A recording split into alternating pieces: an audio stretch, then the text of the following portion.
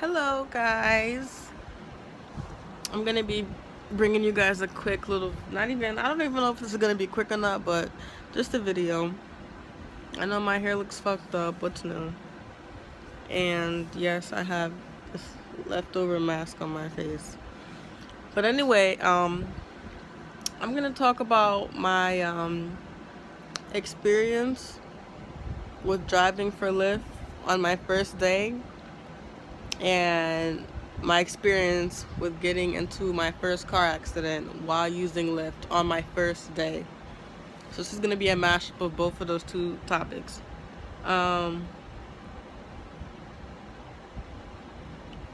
why I chose Lyft and not Uber. I had applied for Uber first, and because I wasn't 21 yet, the accepting process for getting hired with them was taking extra long. So I decided, okay, let me apply for Lyft after my 21st birthday. So I applied for Lyft. I got hired and everything, and I was just waiting to use it. Like, I had the app, the driver app set up and everything, but I couldn't use it yet because I live upstate New York, and depending on which county and town you live in, people do not use Lyft. In this specific town that I live in, they don't use it. So I had the driver app, but no one was using it, so I couldn't really use it. So I decided, you know what? Let me pick an area to drive for Lyft and for the night and see how it works out. So on this one particular day, I had gotten off work early, and I was like, you know what? Let me drive for Lyft for the night in Albany and see how it goes. So everything's going good and whatnot, you know. I'm picking up people, I'm dropping them off, I'm picking up people, dropping them off. And everything's going good. Tip number one, well, just a tip I'm going to throw in, not a list of tips, just this one tip. If you're going to be in Albany driving for Lyft, stick around the mall. Like, forget trying to stick around the airports and everything. For me personally, I stuck around the mall, and I tell you, people needed rides like this, but you can't obviously answer to everyone because you're picking up, dropping off, picking up, dropping off, so you're not always constantly there. But every time I came back around the mall, people always needed a ride. So that's one tip to throw in there, is if you're going to drive for Lyft in Albany, stay near the mall. You will forever get a ride request. But yeah, I'm picking up people, I'm dropping them off, I'm making my money or whatever, right? So I pick up this one guy, and I'm on my way to drop him off home, and we're talking or whatever. And I was going through this light, and I just so happened to look out, like, the right side of my eye, and I see this car barreling down the road, and I'm like, oh, you gotta be fucking kidding me. Because I knew he wasn't gonna stop because he was going too fast. So I tried to move my car a little bit, but obviously he hit my car. So the guy hit the right side of my passenger side of my car, the right side, around like the fender area. My airbags deployed on the whole right side of the car. My rear view mirror was hanging off, and the whole side of my car was all scratched up. The whole right side of my car, all scratched up. I'll show you guys a picture of it in a little while, but yeah, so the guy hit my car. I'm freaking pissed because it's my first new car that I paid for. Everything's in my name, it's mine. So I'm pissed about that. I'm pissed because it's my first time driving for Lyft, the first official time driving, and of course somebody has to hit my car. Oh god, there's a bug in here. I'm also pissed because you know, the guy that hit me, he had like no care in the world. Like, I kid you not, like when he got outside of his car, he looked like he was completely emotionless. Like, he had no scared expression on his face. He wasn't nervous. He just looked like blank. I'm like, did you really just hit my fucking car? Like, did you really just hit my fucking car? And he's just standing there, like, barely saying anything. So I wait for the state troopers to get there or whatever. And They do the report, take his side of the story, take my side of the story, whatever. Trade insurance, information and whatnot, and all that good stuff. My passenger was okay. I was okay. My passenger ended up just walking home because he was mad as hell. But I offered to give him another ride or get him a ride from somebody else, but he just walked away. I was like, okay. So on top of him just walking away, he left his house keys in my car.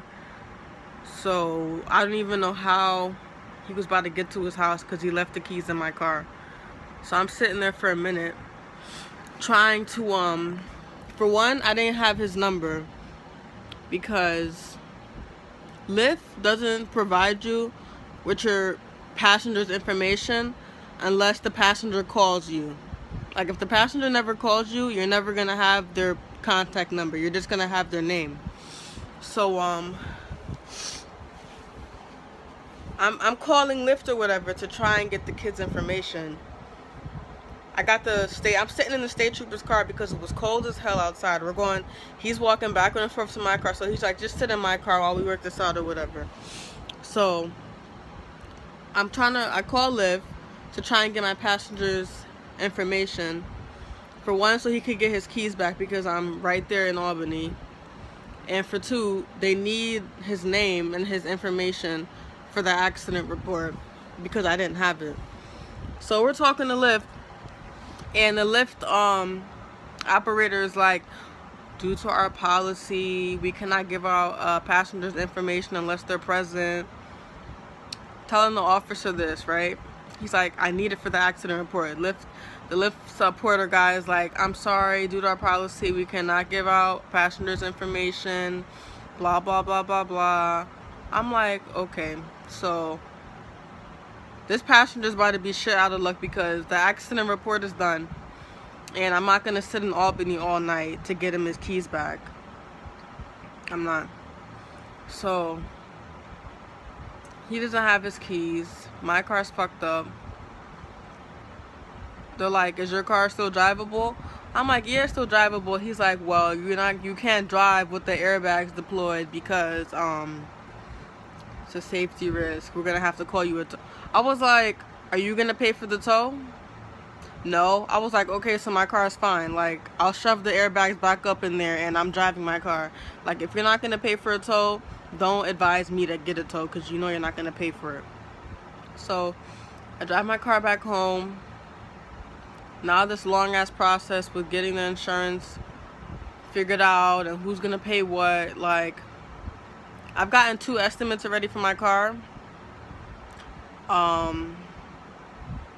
One was 58 something, another one was 83 something. So that's mad money, which is why I gotta get this shit worked out because I'm not paying for that because he hit me. I'm not paying for it. So let's talk about Lyft. Lyft's accident policy, their accident policy, they have a $2,500 deductible fee for them to take care of your accidents or whatever, which I'm not going to pay for. So going through Lyft for this accident is not even going to happen. And Geico's not being bothered with it at all because I was using Lyft at the time that the accident happened. They don't cover those type of accidents. So Geico, my insurance company, isn't going to do anything about it either. So I have to go through the guy's insurance company. Even though I was already planning on doing that, I have to go through his insurance company to get it all worked out. But I went back home. I finally got the guy's information that left my passenger's information. I left his keys in my car.